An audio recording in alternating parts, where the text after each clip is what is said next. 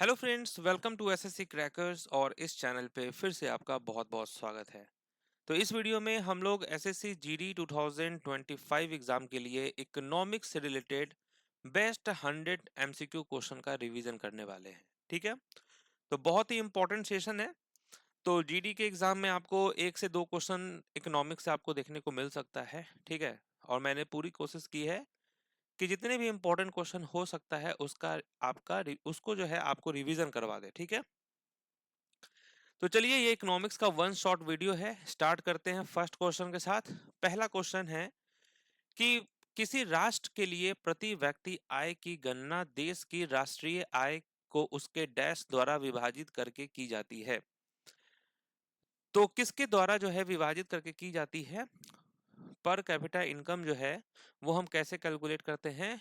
By dividing the countries national income bye its population. ठीक है, जनसंख्या द्वारा विभाजित करके हम पर कैपिटा इनकम निकालते हैं। नेक्स्ट क्वेश्चन है, निम्नलिखित में से कौन भारतीय अर्थव्यवस्था की प्रकृति का सबसे अच्छा वर्णन है? Which of the following best describes the nature of Indian economy? तो इंडियन इकोनॉमी हमारा मिक्स्ड इकोनॉमी है। नेक्स्ट है, the micro small and medium enterprises development act was passed in the year dash. तो ये जो एक्ट है ये कब पास हुआ था, किस ईयर में? तो आप कहेंगे 2006 में। नेक्स्ट है कि विच of the following option represents the total income earned by individual from all sources before deducting personal income taxes. Okay, तो व्यक्तिगत आयकर में कटौती से पहले सभी स्रोतों से व्यक्तियों द्वारा अर्जित कुल आय को दर्शाता है आपका पर्सनल इनकम। ओके, नेक्स्ट है, in the estimation of national income which of the following items will be subtracted from NNP at market price? राष्ट्रीय आय के आकलन में बाजार मूल्य पर एनएनपी से निम्नलिखित में से कौन सी मानदेय घटाई जाएंगी? तो आप क्या कहेंगे? Net direct taxes. Okay, net indirect taxes. तो national income is equal to क्या होता है? NNP at market price minus indirect taxes plus subsidies. ये है नेशनल इनकम निकालने का फॉर्मूला। नेक्स्ट है, which of the following is a tertiary economic activity? तो यहाँ पर टर्शियरी इकोनॉमिक एक्टिविटी कौन सा है? तृतीयक आर्थिक गतिविधि। तो आप कहेंगे ट्रेडिंग। नेक्स्ट है कि 1950 और 51 में सकल घरेलू उत्पाद में औद्योगिक क्षेत्र का योगदान लगभग कितना प्रतिशत था? तो कितना परसेंट जो है कंट्रीब्यूशन था अप्रोक्सीमेटली? तो आप कहेंगे 11.8%। नेक्स्ट है, which of the following methods is used to calculate national income by summing the total expenditure on final goods and services in an economy? तो यहां पर क्या होगा? Expenditure method. नेक्स्ट है, किस दर पर भारतीय रिजर्व बैंक वाणिज्यिक बैंकों से धन उधार लेता है? तो किस दर पर भारतीय रिजर्व बैंक जो है कमर्शियल बैंक से धन जो है वो उधार लेता है? तो आप कहेंगे रिवर्स रेपो दर, यानी कि रिवर्स रेपो रेट। नेक्स्ट है, डैश क्षेत्र में शामिल लोग प्राथमिक सामग्रियों को संसाधित करते हैं और उन्हें तैयार माल में परिवर्तित करते हैं। तो यहां पर क्या होगा? सेकेंडरी होगा। नेक्स्ट है, the value added of a firm is calculated as dash. तो जो वैल्यू एडेड होता है फर्म का वो कैलकुलेटेड होता है कैसे? तो value of production of the firm minus value of the intermediate goods used by the firm. Next है, निम्नलिखित में से कौन शुद्ध राष्ट्रीय आय को सर्वोत्तम रूप से परिभाषित करता है? तो ये करता है जीएनपी माइनस डेप्रिसिएशन। नेक्स्ट है, राष्ट्रीय आय के संबंध में निम्नलिखित में से कौन सा कथन सही है? कौन सा स्टेटमेंट करेक्ट है? तो यहाँ पर दोनों स्टेटमेंट करेक्ट है। मध्यवर्ती वस्तुओं को राष्ट्रीय आय की गणना में शामिल नहीं किया जा सकता है और अंतिम वस्तुओं को राष्ट्रीय आय की गणना में शामिल किया जा सकता है। नेक्स्ट है, निम्नलिखित में से कौन सा राष्ट्रीय आय मापने की वह विधि का उचित रूप से वर्णित घटक नहीं है? ओके, तो ये होगा आपका export and import expenditure. Next है, अर्थव्यवस्था के निम्नलिखित में से किस क्षेत्र का भारत के सकल घरेलू उत्पाद में सबसे अधिक हिस्सा है? तो किस क्षेत्र में? तो आप कहेंगे सर्विसेज में, यानी कि सेवा में। नेक्स्ट है, शुद्ध राष्ट्रीय उत्पाद क्या है? What is net national product? Net national product क्या है? तो वो है the difference between gross national product and depreciation is net national product. Okay, next है, which is the most commonly used indicator of macro economic performance? तो सबसे अधिक इस्तेमाल किया जाने वाला जो संकेतक है वो कौन सा है? तो आप कहेंगे per capita gross national product. Next है कि यदि हम एक वर्ष में अर्थव्यवस्था की सभी फर्मों के सकल मूल्यवर्धन को जोड़ दें तो हमें एक वर्ष में अर्थव्यवस्था द्वारा उत्पादित वस्तुओं और सेवाओं की कुल मात्रा के मूल्य का एक माप प्राप्त होता है। इस तरह के अनुमान को क्या कहा जाता है? तो ये कहा जाता है ग्रॉस डोमेस्टिक प्रोडक्ट, यानी कि सकल घरेलू उत्पाद। नेक्स्ट है, जीएनपी के लिए क्या जो है स्टैंड है यानी कि what does GNP stands for? GNP का फुल फॉर्म क्या होता है? तो जीएनपी का फुल फॉर्म होता है gross national product. Gross national product ये है जीएनपी का फुल फॉर्म। नेक्स्ट है, which of the following is not A primary activity? तो इनमें से प्राइमरी एक्टिविटी कौन सा नहीं है? तो construction. The price of wheat into flour is a part of the dash method of measuring national income। तो ये क्या है? Value added. ये value added method of measuring national income. Which of the following is the sum of net investment and depreciation called? तो gross investment. Next है, what is the parameter for the economic development? आर्थिक विकास का मापदंड कौन सा है? तो वो है per capita monetary income. Next है, based on economic activities how many sectors are there in Indian economy? तो कितने सेक्टर्स हैं? तो 3 सेक्टर्स है, प्राइमरी, सेकेंडरी और टर्शियरी सेक्टर। नेक्स्ट है, while calculating GDP which among the following is not included? तो GDP को कैलकुलेट करने टाइम पे इनमें से किसको हम शामिल नहीं करते हैं? तो इंटरमीडिएट गुड्स। नेक्स्ट है, what is the economic impact of increase in productivity of firms? फर्मों की उत्पादकता में वृद्धि का आर्थिक प्रभाव क्या है? तो increase in gross domestic product. Next है, money market is a market for dash? तो मुद्रा बाजार डैश के लिए एक बाजार है? शॉर्ट टर्म फंड के लिए। Personal income minus personal tax payment minus non tax payment is equal to what? तो ये होगा आपका personal disposable income. Net national product at market price minus net indirect tax is equal to what? तो वो होता है net national product at factor cost. Next है, the basis of determining dearness allowance to employees in India is dash? तो भारत में कर्मचारियों के लिए महंगाई भत्ता निर्धारित करने का आधार है consumer price index. The economist who for the first time scientifically determined national income in India is dash? तो भारत में पहली बार वैज्ञानिक रूप से राष्ट्रीय आय का निर्धारण करने वाले अर्थशास्त्री हैं V K R V Rao. The GDP deflator is also called dash. GDP deflator को यह भी कहा जाता है इम्प्लिसिट प्राइस डिफ्लेक्टर। ठीक है, इम्प्लिसिट प्राइस डिफ्लेक्टर कहा जाता है। नेक्स्ट है according to the standard census definition who of the following can be classified as a main worker in India. तो मानक जनगणना परिभाषा के अनुसार किसे भारत में मुख्य श्रमिक के रूप में वर्गीकृत किया जा सकता है? तो a person who works for at least 183 days.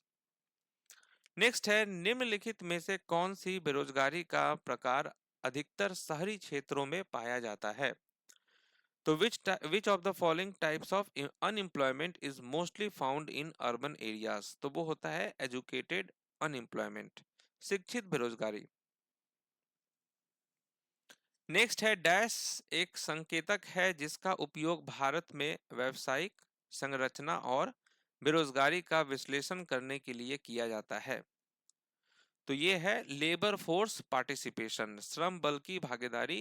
ये एक संकेतक है जिसका उपयोग भारत में व्यावसायिक संरचना और बेरोजगारी का विश्लेषण करने के लिए किया जाता है।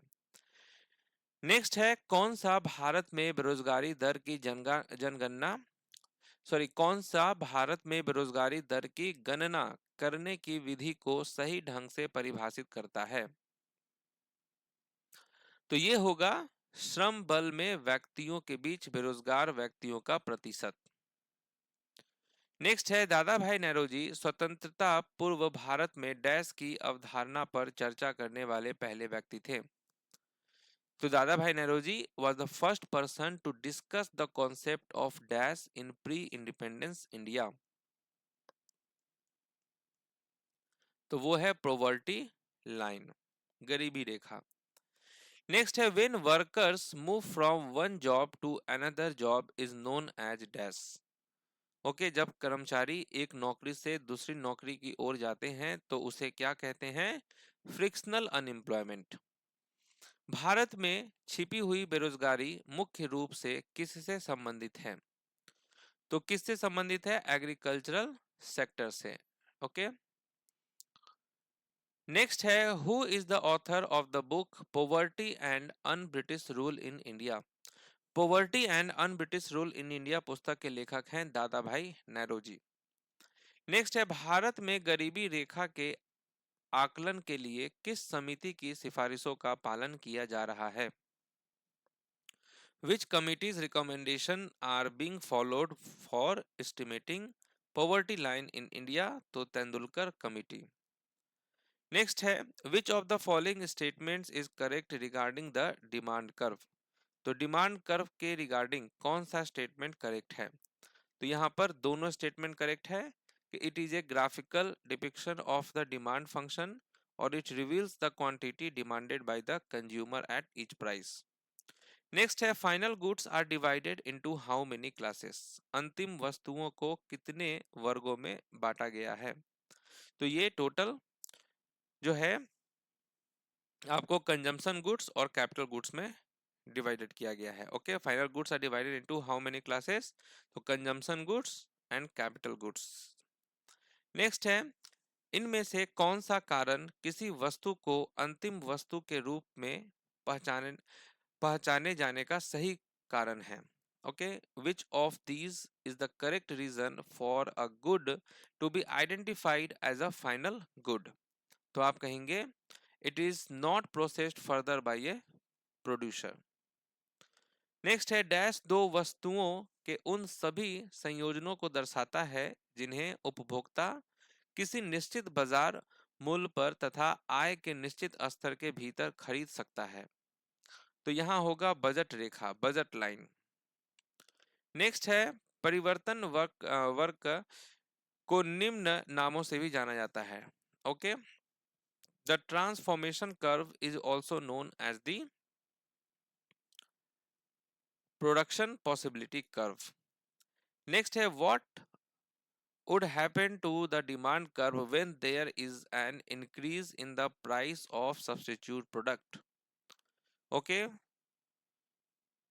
तो डिमांड कर्व पे क्या प्रभाव पड़ेगा जब सब्स्टिट्यूट प्रोडक्ट का प्राइस इंक्रीज हो जाएगा? तो आउटवर्ड शिफ्ट होगा। ओके, बाहरी बदलाव। The point eight which the budget line just touches one of the dash curve would be the consumer optimum. Okay, तो वह बिंदु जिस पर बजट रेखा स्पर्श करती है तो वर्गों में से एक उपभोक्ता का इष्टतम होगा, तो आप कहेंगे इंडिफरेंस। नेक्स्ट है किसी वस्तु या सेवा की मांग जो किसी अन्य चीज की मांग का परिणाम है, उसे क्या कहा जाता है? उसे कहा जाता है डेराइव्ड डिमांड। ओके, निम्नलिखित में से किस वस्तु की मांग लगभग पूर्णतया आलोचदार होगी? Okay, demand for which of the following commodities will be almost perfectly inelastic? तो वो होगा बेसिक फूड ग्रेन्स। नेक्स्ट है the goods which people consume more when their price rises are called dash. Okay, वे वस्तुएं जिनका उपभोग लोग अधिक करते हैं जब उनकी कीमत बढ़ जाती है, और वो कहलाती है गिफेन गुड्स। नेक्स्ट है in which of the following years was the new economic policy introduced in India? तो भारत में नई आर्थिक नीति किस वर्ष शुरू की गई थी? तो ये 1991 में शुरू की गई थी। Agriculture and fishing activities belong to which sector? Okay, तो ये किस सेक्टर से बिलोंग करता है? कृषि और मछली एक्टिविटीज। तो प्राइमरी सेक्टर हो जाएगा, प्राथमिक क्षेत्र। नेक्स्ट है निम्नलिखित में से कौन सा अर्थव्यवस्था के तृतीयक क्षेत्र का घटक है?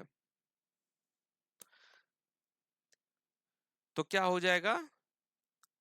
तो होटल्स एंड रेस्टोरेंट्स। नेक्स्ट है कौन सी आर्थिक गतिविधि तृतीय क्षेत्र में शामिल नहीं की जा सकती है? Which economic activities can not be included in the tertiary sector? तो वो होगा बी कीपिंग। नेक्स्ट है expenditure that increases productive capacity are example of which kind of expenditure? तो ये होगा इन्वेस्टमेंट एक्सपेंडिचर। नेक्स्ट है marginal revenue is dash. Marginal revenue is revenue realized on the sale of an extra unit of product. HDI is an aggregate measure of progress in which of the three dimension? तो ये होगा health, education, income. Next है what does parallel economy means? Okay, समानांतर अर्थव्यवस्था का क्या मतलब है? तो black money. What is the meaning of take off stage in an economy? किसी अर्थव्यवस्था में टेक ऑफ स्टेज का क्या अर्थ है? तो stage of growth. Which of the following statements with micro economics? Okay, which of the following statements with micro economics? तो ये होगा आपका higher fees at private school will increase admission at public schools. A situation where the expenditure of the government exceeds its revenue is known as dash। तो ऐसी स्थिति जहां सरकार का व्यय उसके राजस्व से अधिक हो, वो कहलाती है deficit. Backward bending supply curve belong to which market? तो backward bending supply curve belong to which market? तो लेबर होगा। Next, which of the following is not a feature of monopolistic competition? तो कौन सा फीचर नहीं है monopolistic competition का? तो product in the market is homogeneous. Next है कमोडिटी और product differentiation is found in which market? वस्तु या उत्पाद विभेदीकरण किस बाजार में पाया जाता है? तो इम्परफेक्ट कंपटीशन मार्केट में। An economic condition when there is one buyer and many sellers is called dash. तो एक आर्थिक स्थिति जब एक क्रेता हो और उनके अनेक विक्रेता हो, उसे क्या कहते हैं? मोनोपोस्मी। ओके, नेक्स्ट है which of the following is an indirect tax? कौन सा अप्रत्यक्ष कर है? इनडायरेक्ट टैक्स है goods and service tax. Next है who among the following is not a part of the Indian goods and service tax council? तो कौन सा पार्ट नहीं है Indian goods and service tax council का? तो lieutenant governor of union territories. Next है dash are those items for which both goods and service tax and central excise tax will be lived in India. Okay, तो ये होगा आपका tobacco and tobacco products. Which of the following is an example of direct tax? Direct tax का example कौन सा है? Income tax. Entertainment tax on cinema is paid by home. ठीक है, तो किसके द्वारा ये किया जाता है? तो ऑडियंस के द्वारा। Which of the following tax system will helps to reduce economic inequalities in India? तो कौन सी कर प्रणाली भारत में आर्थिक असमानताओं को कम करने में मदद करेगी? तो progressive tax. In India, which of the following taxes is levied by the state government? तो ये होगा आपका excise duty on liquor. Which of the following sets of taxes belong to central government? तो कौन सा कर केंद्र सरकार के अधीन है? तो वो है एक्साइज ड्यूटी, कस्टम ड्यूटी और income tax. How many members are there in GST council? GST council में कितने मेंबर्स हैं? तो टोटल 33 मेंबर्स हैं। नेक्स्ट है which of the following is the major state tax of India? तो stamp duty and registration. Which of the following on which excise duty can be levied? तो किस पर उत्पाद शुल्क लगाया जा सकता है? तो मैन्युफैक्चर्ड प्रोडक्ट्स पे। Who implements the monetary policy in India? Bharat में मौद्रिक नीति का क्रियान्वयन कौन करता है? तो ये आरबीआई करता है, reserve bank of India. In a regional rural bank, the share of the government of India is dash। तो एक क्षेत्रीय ग्रामीण बैंक में भारत सरकार का हिस्सा कितने प्रतिशत का होता है? तो 50% का। नेक्स्ट है which of the following is the dynamic function of money? निम्नलिखित में से कौन सा मुद्रा का गतिशील कार्य है?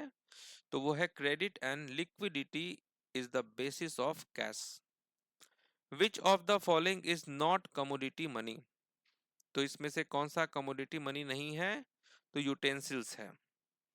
नेक्स्ट है the central board of directors of reserve bank of India is appointed for a term of dash years. तो भारतीय रिजर्व बैंक के केंद्रीय निर्देशक मंडल की नियुक्ति कितने वर्ष की अवधि के लिए की जाती है? तो 4 वर्षों के लिए। नेक्स्ट है निम्नलिखित में से भारतीय रिजर्व बैंक के पहले भारतीय गवर्नर कौन थे? तो सीडी देशमुख। नेक्स्ट है निम्नलिखित में से कौन सा धन का कार्य है? Which of the following is a function of money? तो वो है आपका used as a store of value, used as a measure of value, used as a medium of exchange, तीनों। नेक्स्ट है the first regional rural bank established in India was dash. वो था आपका Prathama Prathama Grameen bank. Next है micro credit और micro finance is a novel approach to bank with poor. It this approach bank credit is extended to the poor through self-help groups। Next है निम्नलिखित में से कौन सी संस्था वर्ष 1974 में भारत की पहली माइक्रो फाइनेंस संस्था के रूप में स्थापित की गई थी? तो ये किया गया था सेवा बैंक को। नेक्स्ट है which one of the following is a major objective of micro finance institution in India? तो मेजर ऑब्जेक्टिव क्या था? Promoting financial adjustment and poverty elevation. Next है which of the following monetary policy tools is used to calculate money multiplier? तो वो है cash reserve ratio.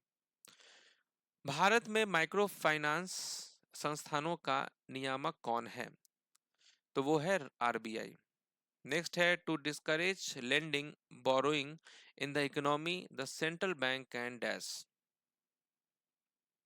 तो increase the bank rate. What is the full form of SLR? SLR का full form क्या होता है? तो statutory liquidity ratio. Which of the following is not a scheduled public sector bank of India? तो Bandhan bank. The general goal of monetary policy is to ensure dash. Okay, तो यहां आप कहेंगे price stability in the economy. Which of the following statements regarding the value of money is correct? तो मुद्रा के मूल्य के संबंध में कौन सा कथन सही है? तो वो होगा आपका it is indirectly related to the price level. Next, the net worth of any bank is equal to dash. तो किसी भी बैंक के कुल संपत्ति डैश के बराबर होती है, fund plus depth minus liabilities. In India dash decides the CRR for bank in the economy. तो ये काम है रिजर्व बैंक ऑफ इंडिया का। विच of the following is not the primary function of commercial bank. तो primary function कौन सा नहीं है कमर्शियल बैंक का? Fund transfer. Which of the following is not A monetary policy tool of RBI। तो वो है गवर्नमेंट स्पेंडिंग। नेक्स्ट है what is the meaning of reverse repo rate. Reverse repo rate हम किसे कहते हैं? तो वह दर जिस पर RBI वाणिज्यिक बैंकों से उधार लेता है। Bank issues KCC to support loans in agriculture, what is the full form of KCC? तो Kisan credit card. Which bank is called the lenders of the last resort? तो वो होगा सेंट्रल बैंक। तो इस तरीके से हम लोगों ने इकोनॉमिक्स के सारे इंपॉर्टेंट क्वेश्चन कर लिया है। तो मिलते हैं आपसे नेक्स्ट क्लास में, तब तक के लिए ऑल द बेस्ट।